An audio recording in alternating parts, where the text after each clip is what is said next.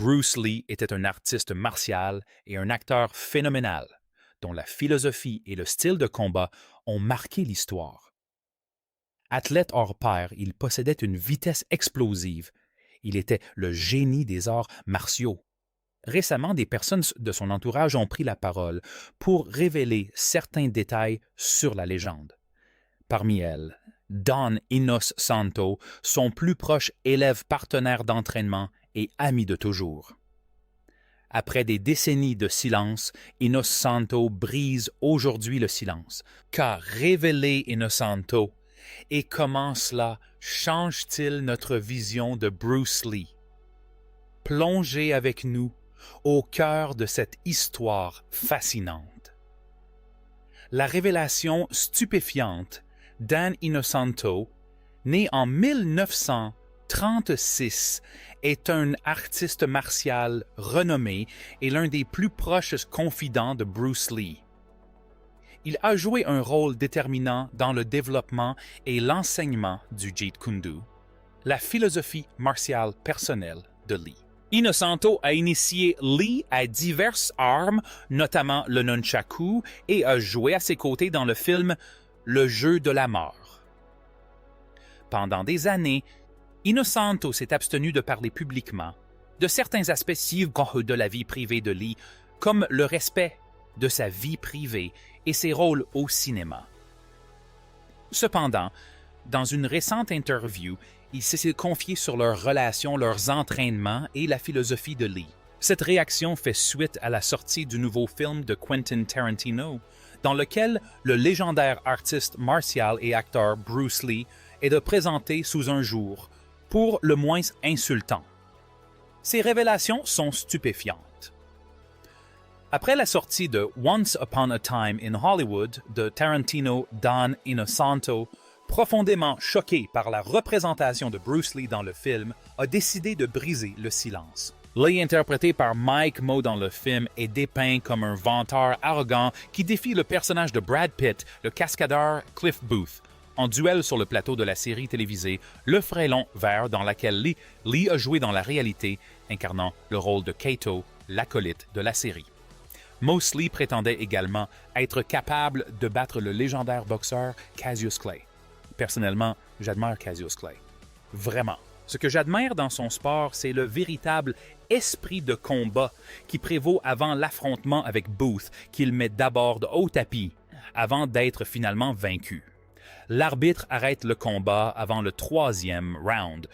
Cependant, Dan Inosanto, protégé et ami de Lee, également pratiquant du style Jeet Kune Do. De ce dernier a déclaré que de tels propos n'auraient jamais été tenus par l'icône du cinéma qui vénérait Clay. Dans son interview avec Variety Dan, a ensuite révélé que la philosophie de la légende disparue ne lui aurait jamais permis de tenir de tels propos. Selon lui, Bruce Lee n'aurait jamais dit du mal de Muhammad Ali car il le vénérait. Muhammad Ali a continué son chemin. Inosanto a également révélé que Bruce Lee était plus passionné par la boxe que par les arts martiaux. À mon avis, il n'a jamais été arrogant. Peut-être l'était-il en arts martiaux car il était très sûr de lui. Il était bien au-dessus du lot. Mais sur un plateau de tournage, il ne se vantait pas, avait-il déclaré, ne cachant pas son admiration pour son ami de longue date. Mais ce n'était pas tout. Dan Inosanto aurait révélé l'un des plus grands secrets de Bruce Lee, un secret qui pourrait en surprendre plus d'un. D'après Dan, Bruce Lee n'avait pas atteint un grade aussi élevé en Wing Chun que beaucoup le pensaient et il avait encore des progrès à faire dans cet art. Dan a ajouté que les ceintures et les grades ne reflètent pas toujours la réalité dans son ensemble. Et ce n'est pas parce qu'on n'a pas de master ou de doctorat, comme il le dit, qu'on est forcément moins compétente. Les révélations choquantes d'Inosanto ont suscité des réactions diverses chez les fans. Certains ont apprécié les éclairages apportés sur la vie de Lee et la profondeur de leur amitié, tandis que d'autres ont estimé que certaines choses auraient dû rester privées, exprimant leur colère et leur déception face aux révélations d'Innocento et aux agissements des réalisateurs. Un fan a commenté « Je respecte Innocento, mais il y a des choses qu'il vaut mieux taire. » Un autre a écrit « C'est enrichissant d'entendre parler de Bruce Lee par quelqu'un qui l'a si bien connu. » Nombreux sont ceux qui se sont interrogés sur les raisons qui ont poussé Innocento à prendre la parole contre le film. La raison est pour le moins surprenante. Cette révélation rassurante d'Innocento est intervenue après que la fille de Bruce Lee, Shannon Lee, a fustigé les réalisateurs du film pour le manque de respect dont ils ont fait preuve à l'égard de son père décédé lors d'une interview accordée au magazine Rap. Shannon Lee a fait une révélation encore plus choquante. Elle a confié que Quentin Tarantino n'avait consulté ni la famille ni les amis du légendaire maître d'arts martiaux avant de créer le personnage. Elle a ajouté qu'elle souhaitait simplement faire savoir que son père n'était pas l'homme arrogant dépeint dans le film. Une affirmation qu'Innocento a confirmée lors de son interview. Ceci nous amène à nous interroger quelle était la nature de la relation entre Innocento et Bruce Lee et comment se sont-ils rencontrés. Poursuivez votre lecture pour en savoir plus. Les premières rencontres de Dan Innocento avec Bruce Lee. Innocento a rencontré Bruce Lee durant l'été 1964 lorsque ce dernier a donné une démonstration au championnat international de karaté de Long Beach. Innocento fut désigné comme guide de Lee par l'organisateur Ed Parker. Selon Innocento, Ed Parker lui remit $75 et lui dit « Assure-toi qu'il mange bien et fais-lui visiter les environs. » Cependant, rien n'aurait pu préparer Innocento à ce qui allait suivre. Lors de leur rencontre, Lee demanda à Innocento de le frapper aussi fort que possible. Dans la chambre d'hôtel, Bruce Lee lui laissa le choix du coup de pied latéral ou frontal, et lui, il n'utiliserait que son jab. Pensant à une victoire facile, Innocento accepta. Mais il se rendit vite compte de son erreur. Bruce Lee avait dû utiliser une technique plus complexe qu'un simple jab, car lorsqu'il mit Innocento K au le vieux maître d'arts martiaux se souvint que c'était plutôt un crochet, précisant que le coup était parti sur le côté. La facilité avec laquelle il y parvenait tout en expliquant ses gestes laissait le jeune Innocento bouche bée. Il décrivait Bruce Lee comme un être véritablement unique, différent de tous les autres. Il était complètement abasourdi. Bruce Lee le manipulait comme un enfant. C'est à cette brève défaite causa des insomnies. À Innocento, le poussant à se demander si tout ce qu'il avait accompli par le passé était devenu obsolète. Cependant, cela ne l'empêcha pas de se rapprocher de la légende. Ils devinrent amis et commencèrent à s'entraîner ensemble. Innocento apparut sur scène avec Lee pour des démonstrations et devint finalement l'assistant instructeur de Lee dans son école d'arts martiaux de Los Angeles. Innocento commença également à enseigner l'éducation physique à la Malaga Cove Intermediate School dans le quartier de Palos Verdes Estate en Californie. Leur amitié se transforma en une relation touchante et durable. En 1966, Lee demanda à Innocento d'être sa doublure dans sa série Le Frélon Vert.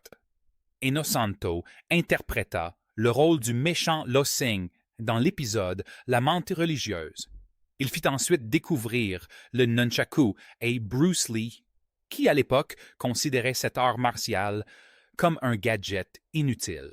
Lorsqu'il s'installa dans la région de Los Angeles, Innocento lui apprit à s'en servir. Bruce Lee lui révéla alors une vérité surprenante. Il allait utiliser ce salsenti, ce style d'arts martiaux, dans son film Le Frélon Vert. Le film contribua largement à populariser le nunchaku, le rendant très populaire. Mais alors que sa popularité ne cessait de croître, un événement inattendu se produisit. Les États californiens ont promulgué une nouvelle loi interdisant l'usage du nunchaku. Ce dernier était devenu si populaire qu'Inosanto n'a pas vu venir l'interdiction. Pourtant, cela n'a pas découragé le duo courageux, car Bruce Lee a ensuite créé son propre style de combat, le Jeet Kune Do. Inosanto a été témoin de l'évolution du Jeet Kune Do. Ce style a vu le jour comme une méthode de combat pratique, puisant ses racines dans le Wing Chun Kung Fu, la boxe et l'escrime. Le style de Bruce Lee était conçu pour la survie dans la rue. Il s'était forgé au fil de son enfance passée à se battre sur les toits de Hong Kong. Cependant, ce style a évolué avec le temps. Lee privilégiait la simplicité de la franchise et l'abandon des techniques inefficaces.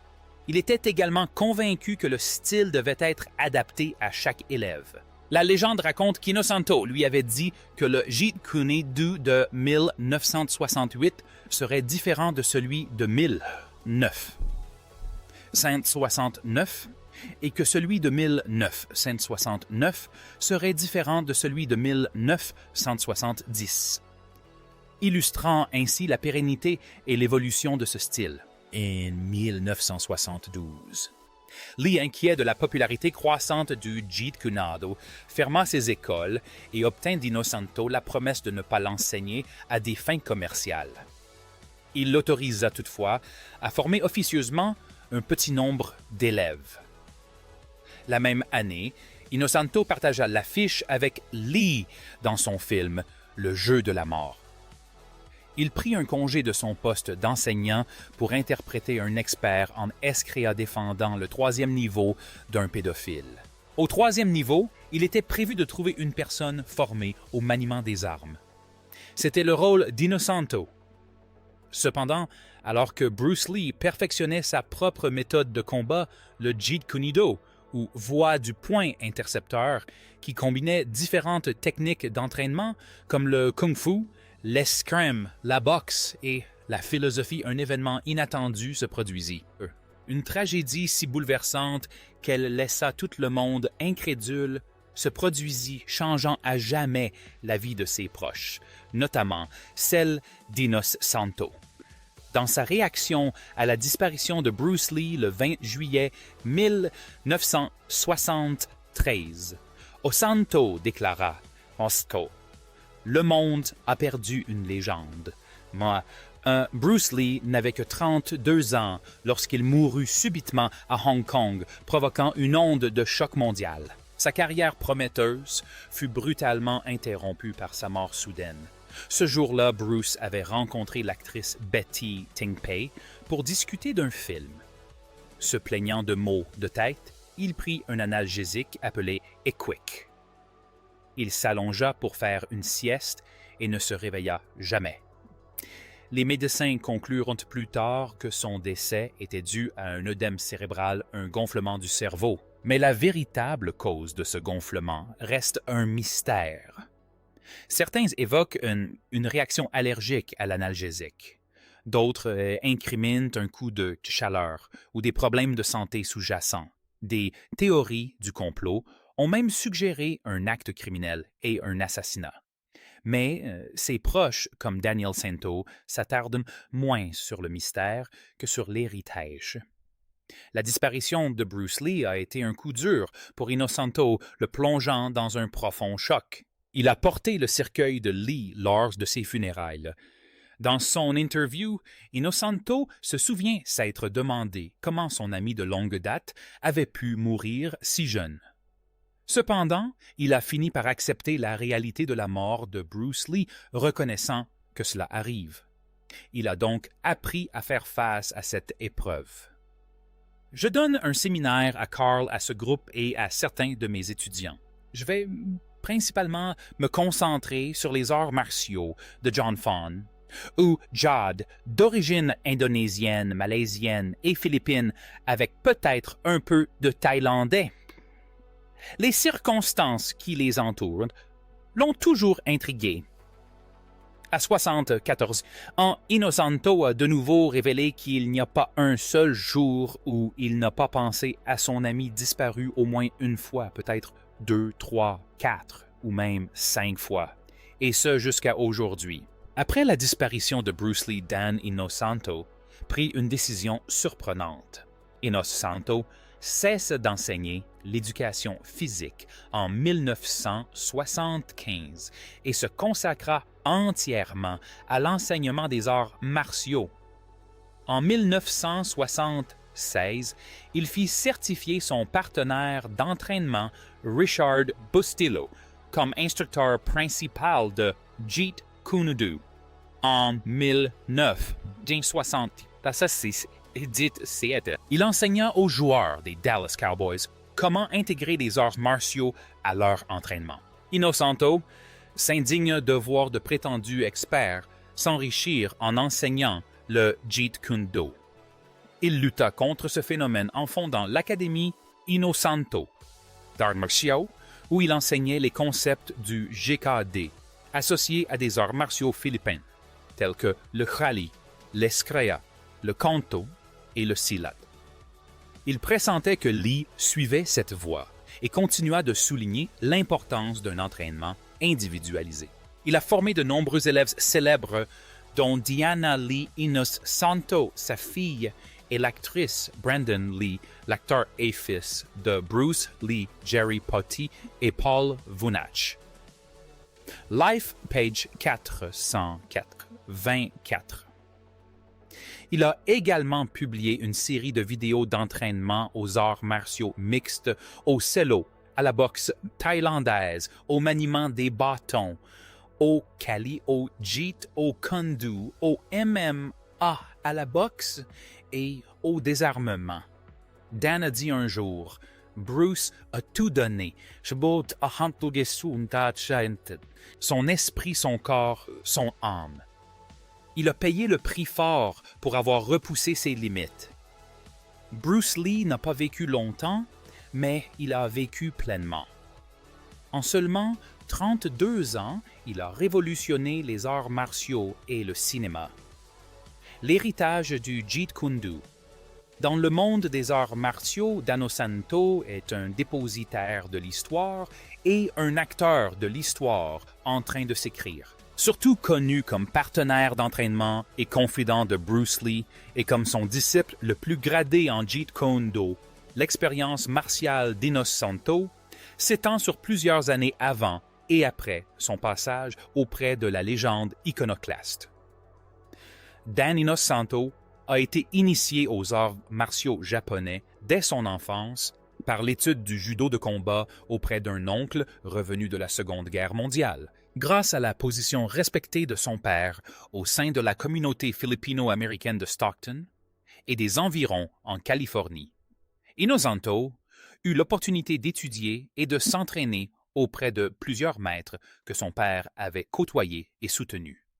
Le 10 janvier 1996, Linda Lee fonda un groupe invitant d'anciens élèves à perpétuer le Jeet Kune Do de Lee.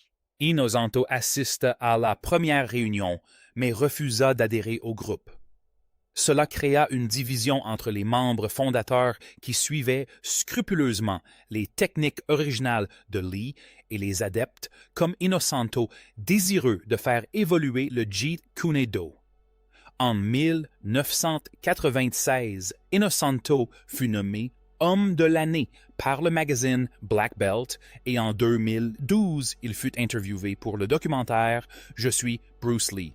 Il a joué un rôle déterminant dans la diffusion des arts martiaux philippins, notamment le Silat qui aurait pu disparaître sans lui. Il est devenu vice-président de l'Ameco International, une organisation qui promeut l'Eskreya, un art martial philippine. Expert reconnu du Jeet Kune Do, il a contribué à sa diffusion à travers le monde tout en l'enrichissant d'éléments propres aux arts martiaux philippins. Au fil des ans, outre ses études auprès de dizaines de maîtres d'arts martiaux d'Asie du Sud-Est, Inosanto a également exploré plusieurs styles de lutte au sol tels que le Shudo japonais, la lutte libre et le Jiu-Jitsu brésilien. Récemment, suite à une rencontre organisée par l'un de ses élèves, le légendaire réalisateur de scènes d'action et chorégraphe de combat, Jeff Mada Inosanto, a commencé à s'entraîner avec Haruo Matsuoka du dojo Ikazuchi en Aikido. Dans son interview, Inosanto a révélé que sa première démonstration d'Aikido avait eu lieu avec Bruce Lee.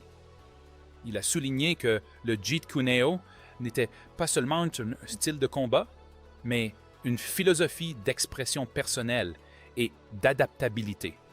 Il a expliqué comment Lee croyait qu'il fallait absorber ce qui est utile, rejeter ce qui ne l'est pas et ajouter ce qui est propre à chacun. Cette philosophie a influencé d'innombrables pratiquants d'arts martiaux et continue d'être étudiée et pratiquée dans le monde entier. Les fans farouchement attachés à l'image de Lee ont été à la fois intrigués et furieux de la franchise sans faille d'Inosanto. L'un des mythes les plus tenaces concernant Bruce Lee est celui d'un combattant invincible, capable de vaincre n'importe qui au combat. Cependant, le point de vue d'Inosana révèle une réalité plus nuancée. Bruce Lee n'était pas invincible.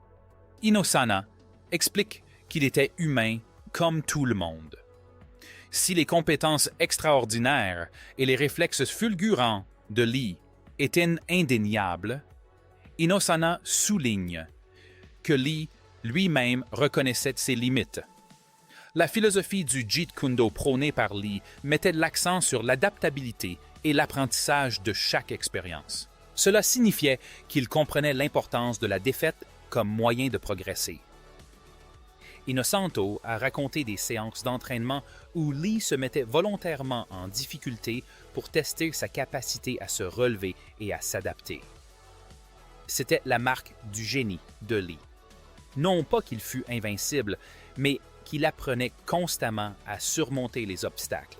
De nombreux fans pensaient que le talent de Bruce Lee reposait uniquement sur des disciplines d'arts martiaux traditionnels comme le Wing Chun. Cependant, Inosanto a révélé que l'approche de Lee était bien plus éclectique et novatrice. Il a également réfuté l'idée que Lee rejetait toutes les pratiques traditionnelles.